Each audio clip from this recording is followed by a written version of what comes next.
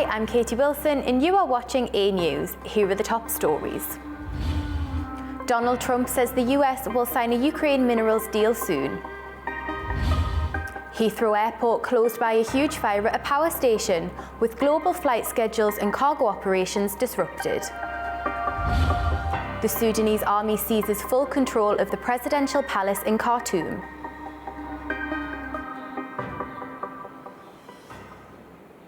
US President Donald Trump says the US will soon sign a minerals and natural resources deal with Ukraine. Earlier this month, Ukrainian President Volodymyr Zelensky said his country was ready to sign a rare minerals agreement. Ukraine's foreign ministry spokesperson said Ukraine has been ready to sign the proposed agreement since the talks in Jeddah. US President Donald Trump revealed that the United States is set to sign a minerals and natural resources agreement with Ukraine. The announcement came during a White House event after Trump signed an order to increase US production of critical minerals. We're doing very well with regard to Ukraine and Russia, and one of the things we are doing is signing a deal very shortly with respect to rare earths with Ukraine, which they have tremendous value in rare earth, and we appreciate that. And we spoke yesterday with, as you know, President Putin and President Zelensky, and we would love to see that come to an end, and I think we're doing pretty well in that regard. So hopefully we could save thousands of people a week from dying. That's what it's all about. They're dying. Previously, Ukraine and the US were due to finalize a minerals deal last month, with Trump seeing it as a way for Ukraine to reciprocate US assistance. But efforts to seal an agreement face setbacks after a public display of tensions between Trump and Zelensky at the White House. European Council President Antonio Costa has been briefing non-EU countries on the decisions made by EU leaders at their summit in Brussels on Thursday. Turkey, the UK and Japan were some of those invited after Prime Ministers and Presidents of EU member states agreed to continue military support to Ukraine and boost their own defences. But not all of the leaders were in agreement, as Stuart Smith reports. This month's EU summit was meant to focus on the economy, but before leaders could get to that, they first had to address the latest developments in Ukraine. Notably, this joint proposal by Washington and Kiev for a 30-day unconditional ceasefire, which EU leaders said they did support, but without the agreement of Hungary's Viktor Orban, who's consistently been against sending EU military supplies to Ukraine, which was a core component of the final communique, with EU leaders once again reaffirming that's something they want to do, something they want to increase, and also reaffirming Ukraine's territorial integrity. This is something that the EU has started to do, to move ahead with the agreement of 26 leaders without the 27th, which has always been Hungary, often with its foreign policy more aligned with Russia's than it is with the rest of the European Union. But with that out the way, they turned to economic issues, and three things were unilaterally decided by all of the 27 EU member state leaders. The first, according to EU Council President Antonio Costa, was an agreement to reduce energy costs for EU businesses. The second focused on removing red tape and bureaucracy, reducing the costs of which by 25% and by 35% for small and medium-sized businesses. And the final one that they could all agree upon was about trying to use 1.4 trillion euros of savings currently in private citizens' bank accounts for investment, trying to use that rather than languishing, not doing much, but investing it into European businesses as a way to boost growth in the EU, which will in turn help with European security and could also free up even more cash to send to Ukraine. Stuart Smith for A News in Brussels. French President Emmanuel Macron says he will host a meeting of European leaders with Ukraine's President Volodymyr Zelensky in Paris next Thursday to discuss ways to help defend Ukraine. He says his goal is to discuss ways to speed up immediate military support, how to make a possible ceasefire work, and draw up plans to bolster the Ukrainian military. Next Thursday, we will be holding a summit of the Coalition of the Willing in Paris in the presence of President Volodymyr Zelensky, and we will be finalizing our work on short-term support for the Ukrainian army, on defending a sustainable and viable Ukrainian army model, to prevent Russian invasions, and on the security guarantees that European armies can provide. Yesterday, the European Commission published a white paper, which I believe is fully in line with the objectives of the moment, with strong commitments, useful instruments, a stated European preference, which is also a very profound change in doctrine, and one that we fought hard to achieve. Basically, we now have a strategy to fully rearm Europe. In other words, to re-equip ourselves and regain our full independence over the next 5 years. We are determined to achieve a solid and lasting peace. And so, in particular, we have obviously supported the American-Ukrainian proposal for a 30-day ceasefire to allow such discussions to begin. Meanwhile, President Zelensky confirms that Ukrainian experts will participate in upcoming talks on Black Sea shipping security in Saudi Arabia on Monday. However, they will not be in the same room as Russian representatives. The discussions involving US and Russian officials are part of broader diplomatic efforts to reach a potential peace settlement. Speaking in Norway on Thursday, Zelensky said Ukraine will engage in separate meetings with the US before further negotiations through shuttle diplomacy. He also clarified that he has not discussed any potential American ownership of the Russian-occupied Zaporizhzhia nuclear power plant with US President Donald Trump. London's Heathrow Airport is closed for the day following a major power outage caused by a fire at a nearby electrical substation. Thousands of flights are being disrupted worldwide, with all being diverted to other airports.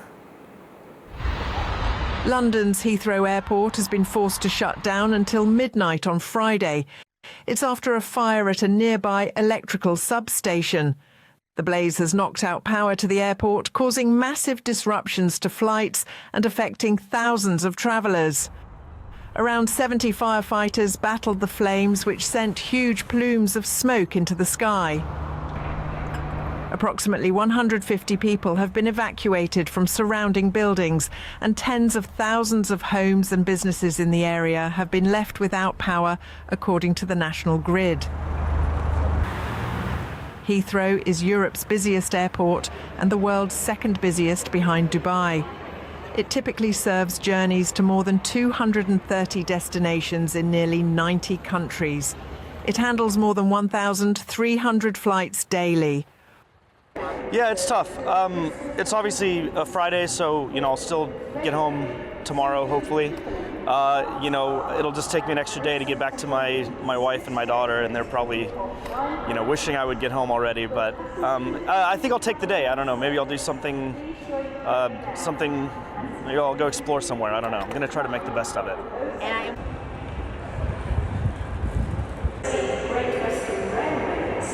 I've called Delta, and all the lines are busy, so they're not answering. I just called American Express Travel to see if they can help. I'm waiting. All the lines are busy, so I don't know. I might be here another day, actually. Not the worst thing in the world. This is my favorite city, but I need to be home. On a normal day, the airport is operating at 99% capacity. Current closure has severely disrupted global air traffic, with at least 120 inbound flights being diverted to other airports. More than 1,300 flights were scheduled to land and take off on Friday, including 341 British Airways planes. The disruption is expected to extend well beyond Heathrow, with airlines having to reconfigure their schedules and crews to cope with the backlog. The fire has also affected the airport's backup generator, with energy officials working to restore power through another system. People are being advised not to travel to and from the airport, as the incident has left the Heathrow Express and nearby trains out of action as well. Travel experts predict chaotic days ahead as airlines scramble to address the widespread impact. The cause of the fire is still under investigation, and Heathrow has not yet indicated when power will be fully restored. Our correspondent Ollie Barrett is at Heathrow with more on the story. Well, around 1,300 flights would have been due to have come in and out of London's Heathrow this Friday. They are all cancelled. That means knock-on effects for many thousands of passengers, and that is just if the disruption is only limited to today and if the airport can reopen on Saturday. We still don't know that at this point. It means that planes and passengers are in the wrong place all over the world. We've also seen flights that were in the air already diverted to some other European airports so they can land there instead. That, of course, means disruption to passengers in making their ongoing journeys. This was caused by a power outage, caused in turn by a fire at a local electrical substation. The UK government's already being asked questions about how it can be the case that a fire locally can essentially take down operations at Britain's busiest airport. The government says it's looking into what caused the fire, and it believes that the fire was so extensive that it also knocked out a backup generator. But questions for the government, as I say, about how it can protect Britain's critical national infrastructure rather better to avoid scenarios like this. There is the reputational damage for the UK as well. There's a reputational damage issue for Heathrow Airport too, about how a major hub airport can have to be closed for the day because of local power and infrastructure issues. Disruption not limited to planes. We've seen trains in the area cancelled as a result. We've seen lots of pedestrians turning up at Heathrow Airport despite the advice not to, and then having to make their journey elsewhere. We've been seeing local roads in the area very busy indeed because of the confusion about what is taking place. So major disruption for the UK, but that disruption being felt elsewhere as well, and the knock-on effects will also be felt for several days to come at least. Ollie Barrett at London's Heathrow Airport for A News. The world's glaciers are melting faster than ever recorded, especially within the last 3 years. That's according to a report released by UNESCO to commemorate World Glacier Day on Friday. The dramatic ice loss totals 9,000 gigatons since 1975. Experts say that's an ice block the size of Germany with a thickness of 25 metres. The report says with the speed the ice is melting, it could lead to a flood of economic, environmental and social problems. Just 70% of the world's fresh water remains in around 275,000 glaciers globally. 275,000 glaciers? Well, glaciers are melting at an alarming rate, and for the first time, UNESCO is marking World Glacier Day to highlight the crisis. Our correspondent Ross Cullen reports from the UNESCO headquarters in Paris. Well, we're here at UNESCO, the headquarters in Paris of the United Nations Educational, Scientific and Cultural Organization, where this Friday they are marking the first ever World Glacier Day. World Water Day will be marked on the 22nd of March, but they believed it was important to start marking World Glacier Day to highlight the danger that ice sheets and glaciers are facing around the world. Two reports being released to coincide with this day. First from the World Meteorological Organization, and they are saying that 5 of the past 6 years have seen the most rapid glacier retreats on record. Celeste Saulo, she's the Secretary General of the WMO. She's been saying that preservation of glaciers is not just an environmental or societal or economic necessity, it is a matter of survival. And one key number that came out of that report, 273 billion tonnes of ice is being lost on Earth every year. That's equivalent to the amount of water everyone on Earth drinks in 30 years, assuming 3 litres per person per year. Now, there's been another report that's been released to coincide with World Glacier Day. Here it is. It is the World Water Development report from UNESCO, and they've been saying that retreating glaciers threaten the food and water supply of 2 billion people worldwide. 2/3 of the world's irrigated agriculture will be impacted by receding glaciers, and Secretary General Audrey Azoulay said, quote, "Regardless of where we live, we all depend in some way on mountains and glaciers. These natural water towers are in imminent peril. Now, the exhibition that UNESCO have put on to mark the day is behind me. You can see some of the pictures that have been put up. There's also an interactive globe where you can see around the world ice sheets and glaciers that are in danger. Dagu in China, Mount Kenya and Kilimanjaro in East Africa, Calderone in Italy, Sarenne here in France, and also neighbouring Azerbaijan, Georgia, where the Gergeti Glacier is listed as critically endangered. Ross Cullen, A News in Paris. The Sudanese army has seized full control of the presidential palace in Khartoum. This could become a turning point in the ongoing conflict with the rival Rapid Support Forces. The Sudanese army says it seized full control of the presidential palace in downtown Khartoum. They say this marks another win in the ongoing war with the paramilitary Rapid Support Forces, the RSF. The army had recently gained ground, retaking territory in central Sudan, while the RSF focused its efforts on consolidating power in the western part of the country. Our forces completely destroyed the enemy's personnel and equipment and seized large quantities of their weapons and equipment in the aforementioned areas. We dedicate these victories to our patient people, and we affirm our progress on all fronts of combat until victory is complete by purifying our entire country from the filth of the militia and its supporters. This latest gain by the country's military could be considered a highly symbolic victory. However, RSF claimed in the latest statement that they remain in the vicinity of the presidential palace and that the battle with Sudan's army is not over. This conflict began in April 2023, when tensions between the army and the RSF escalated over the latter's integration into the National Armed Forces. The RSF swiftly seized control of the palace and much of Khartoum, but the army has since made significant advances, including the capture of ministries and key buildings in central Khartoum. The war has caused widespread suffering and a humanitarian crisis. Both sides have been accused of war crimes, with the RSF facing charges of genocide.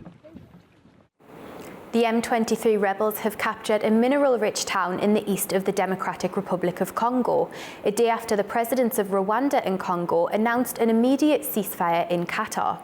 The rebels, widely reported to be backed by Rwanda, entered the strategic town of Walikale after overrunning positions of government forces and their allied militias. Chris Okumringa has more from Kinshasa. Heavy gunfire rang out in the town of Walikale as the M23 rebels fought with Congolese troops for control of the mining town in the east of the Democratic Republic of Congo. Hundreds of locals fled their homes as the clashes broke out. Those who remained confirmed that the rebels are now in control of the town.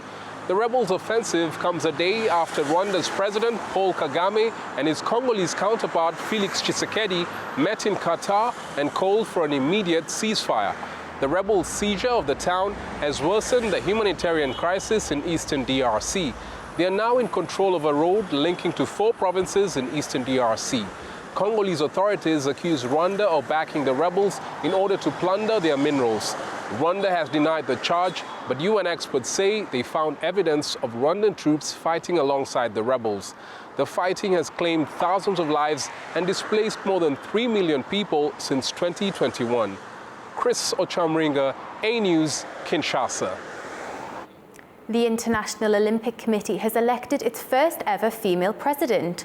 From Zimbabwe, Kirsty Coventry is also the first African president in the organisation's 130-year history.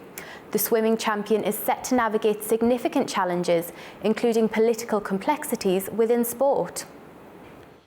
As elected as the 10th president of the International Olympic Committee, Mrs. Kirsty Coventry has made history becoming the first ever female and first ever African to become president of the International Olympic Committee. The election was held during the IOC session in Greece, which saw more than 100 members cast secret ballots. Coventry won in the first round, receiving 49 out of 97 valid votes. With the 2028 Los Angeles Olympics approaching, managing US President Donald Trump's stance on transgender athletes could also be a challenge. However, the 41-year-old is optimistic. know what? At the end of the day, President Trump is a huge supporter of sport. There's never been a sitting president that has attended the Super Bowl, and he did. He was the president at the time when LA was awarded and when the FIFA World Cup was awarded. I truly believe that he wants the LA 28 games to be a huge success. It will take sitting down and having a good conversation with him, sharing with him our values and where we want to be, how we want LA to be successful. And, you know, being very clear on the different priorities for us as a movement. Coventry has been an IOC member since 2013 and was the former chair of the IOC Athletes Commission. She'll be expected to navigate political challenges in her new role, including Russia's Olympic status amid the war in Ukraine.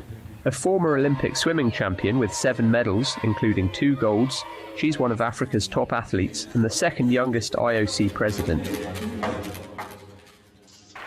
She'll officially take office after the 23rd of June, succeeding Thomas Bach.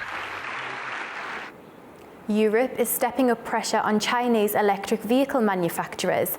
The EU's top trade official, Maroš Šefčovič, is pushing for technology transfers as a condition for market access, just days before a crucial visit to Beijing. Our correspondent Manu Makdoum tells us more from China. The European Union may require all Chinese electric car makers to transfer key technologies if they wish to expand in the European market. The proposal, raised by top EU trade official Maroš Šefčovič, came ahead of his critical visit to Beijing next week. Šefčovič warned that Europe could face a surge in excess Chinese production, especially as the US imposes taxes and tariffs of up to 100% on Chinese-made EVs. He also suggested that Europe must remain open to investment while also safeguarding its own automakers. Currently, China dominates the global EV market, producing over 8 million units in 2024. Compared to only 1.2 million units sold in Europe last year. The European Commission has already launched an anti-subsidy probe into the Chinese EV sector while still aiming to attract Chinese investment in battery and EV production, but under stricter regulation. Manu Makdoum, A News, Beijing, China. An American citizen has been freed after spending more than 2.5 years in Taliban captivity. His release comes after a rare high-level meeting between US and Taliban officials in Kabul. Tamim Bahis reports from Kabul. An American prisoner held in Afghanistan, George Glizman, has been released following a rare diplomatic meeting in Kabul between Adam Bowler, President Donald Trump's special envoy for hostage affairs, and Amir Khan Muttaqi, the Taliban's de facto foreign minister. The release marks the first official meeting between US officials and the Taliban inside Afghanistan since the group returned to power in 2021. According to Taliban officials, Glizman was freed on humanitarian grounds and as a goodwill gesture. He was initially detained in December 2022 and later declared wrongfully detained by the US government in September 2023. Former US envoy Zalmay Khalilzad, who was part of the delegation, confirmed on X that the Taliban agreed to Glizman's release as a gesture of goodwill towards President Donald Trump and American people. Afghanistan's de facto authorities said the release reflects their willingness to engage diplomatically, noting that dialogue and diplomacy are essential in resolving disputes. They thank Qatar and the UAE for helping facilitate the negotiations. US Secretary of State Marco Rubio confirmed Glizman's release on X, stating he is now en route to be reunited with his family in the United States. This is Tamim Bahis in Kabul for A News.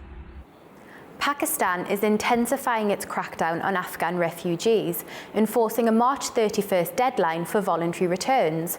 Human rights groups warn that those sent back face persecution and economic hardship, urging Islamabad to reconsider its decision. Our correspondent Hira Mustafa brings us the latest from Islamabad. Pakistani authorities are intensifying pressure on Afghan refugees to return to Afghanistan, where they face heightened risk of persecution and dire economic conditions, according to human rights organizations.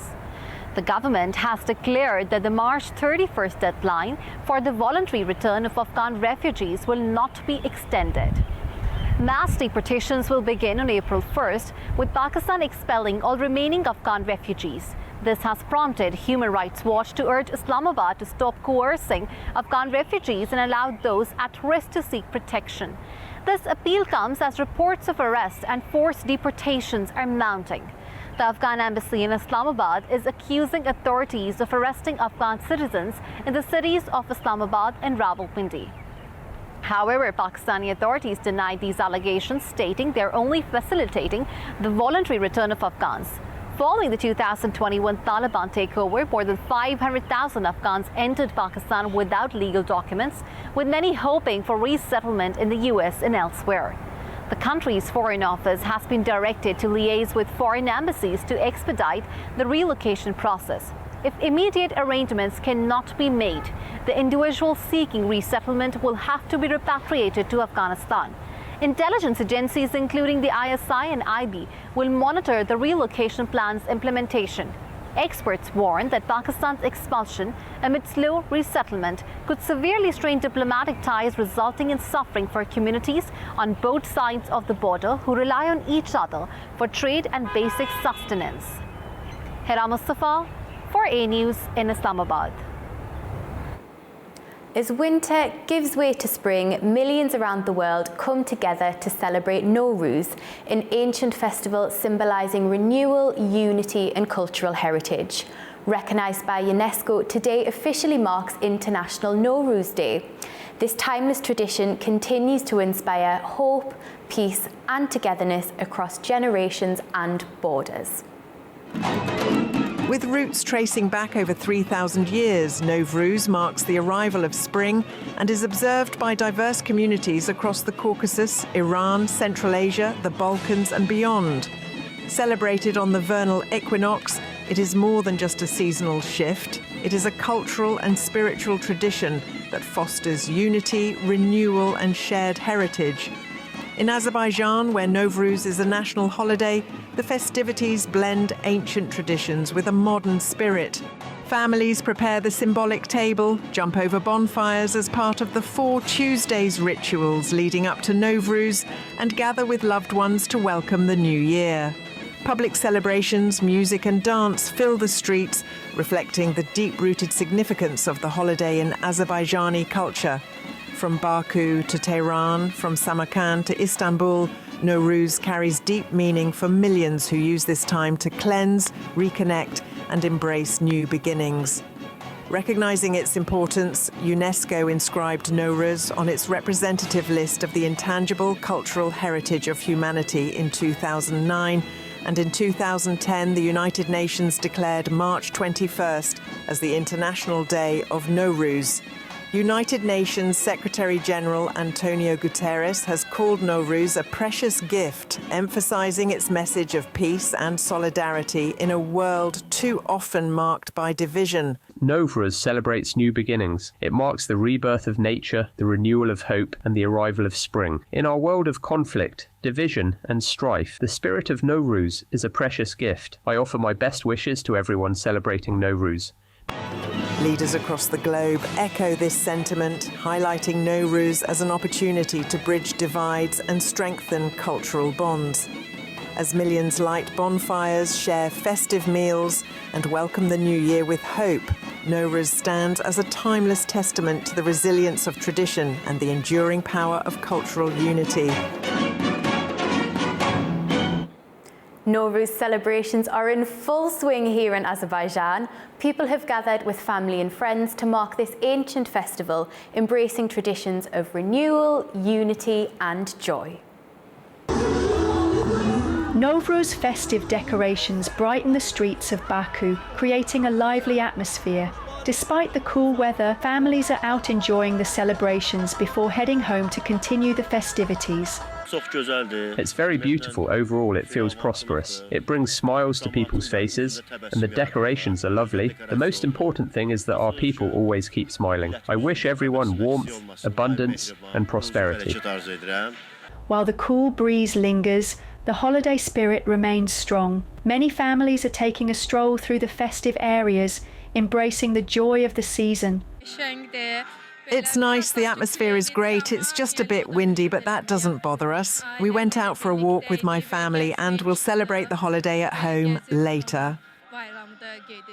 From cultural performances to food stalls, the celebrations offer something for everyone. Many visitors are capturing the moment with photos and videos, eager to preserve the joyful memories of the day. I really like Novruz. It's very beautiful. We took lots of photos and videos. The events are great. I especially like the food. Everything was delicious, especially the Novruz sweets. We love them all. For some, this is their first time experiencing Novruz in this setting, and they are impressed by both the traditions and the warm hospitality. This is the first time we've experienced such a cool climate, and it's wonderful. People here are very polite and hospitable. Out of all the holidays we've been to, I think this is one of the best.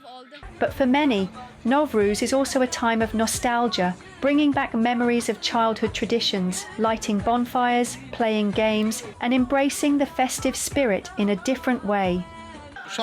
When I was a child, it felt more exciting. We used to gather wood, light bonfires, and play a traditional Novruz games. Now, because of our age, we can't do those things anymore. As Novruz celebrations continue, the festival once again highlights its deep cultural significance. Bringing together families, friends, and communities, it remains a symbol of renewal, unity, and shared traditions, fostering a sense of togetherness that transcends generations and borders.